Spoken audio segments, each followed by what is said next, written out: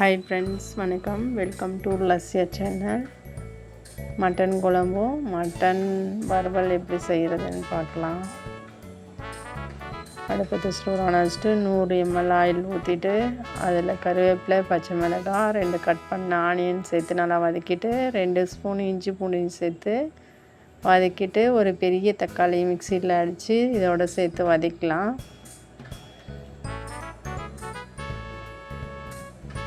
1/2 kilo கழுவி சுத்தம் பண்ணின மட்டனையும் இதோட சேர்த்துக்கலாம்.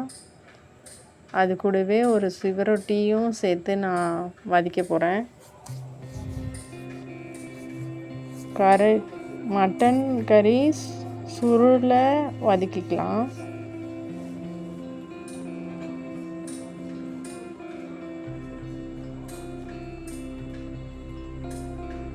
ஒரு டீஸ்பூன் மஞ்சள்தூள், தேவையான அளவு உப்பு சேர்த்து அதையும் நல்லா மிக்ஸ் பண்ணிக்கலாம்.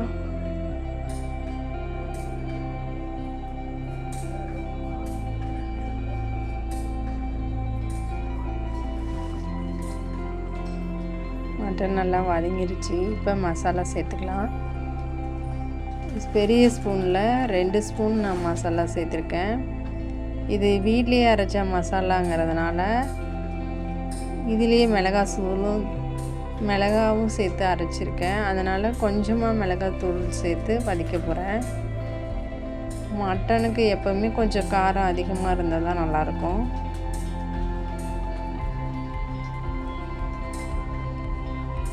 ஒரு லிட்டர் தண்ணி ஊற்றி கிளறிட்டு ஒரு மூடி போட்டு 20 நிமிஷம் வேக விட்டுடலாம்.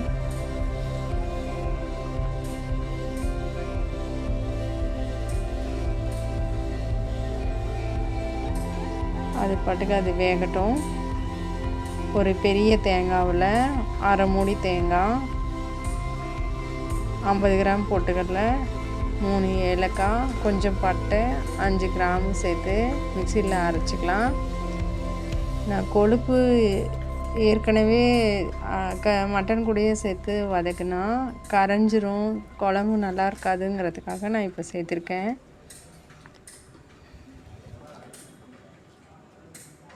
தண்ணிலாம் சுண்டி மட்டன் வெந்துருச்சு. இப்போ தேங்காயும் பொட்டுக்கடலையும் அரைச்ச பேஸ்ட்டை இதோடு சேர்த்துக்கலாம். தேவையான அளவு தண்ணி ஊற்றிக்கலாம். இதை மிக்ஸ் பண்ணிவிட்டு பார்த்தோன்னா திக்காக இருக்குது. இன்னும் கொஞ்சம் தண்ணி சேர்த்துக்கலாம்.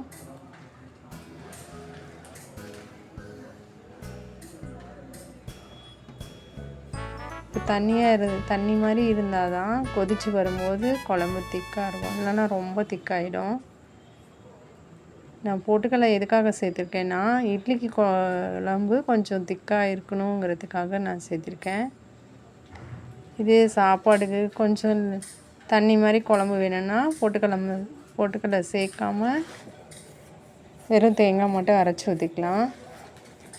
குழம்பு கொதிச்சிச்சு, மல்லித்தூளை தூவிடலாம். இன்னொரு வானலில் வச்சுட்டு 100 ml ஆயில் ஊற்றிட்டு கருவேப்பிலை போட்டுட்டு 2 கட் பண்ண ஆனியனையும் சேர்த்து நல்லா வதக்கலாம்.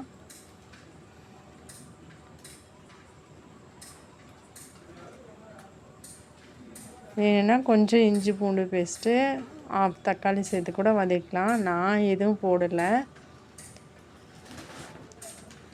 இந்த வேக வச்ச 1/2 கிலோ மட்டனையும் இதோடு சேர்த்துட்டு ஒரு கரண்டி மட்டன் குழம்பு இதோட சேர்த்து அது கூடவே 1 ஸ்பூன் பெப்பரும் உப்பும் சேர்த்து மிக்ஸ் பண்ண பெப்பரை இதோட சேர்த்துருக்கேன். இப்போ ஆனியன் இதெல்லாம் போட்டு வதக்கிறதுனால கொஞ்சம் உப்பு இருந்தால் தான் நல்லாயிருக்கும். இது பெப்பர் கூடவே உப்பு சேர்த்து வச்சதுனால நான் உப்பு சேர்க்கல.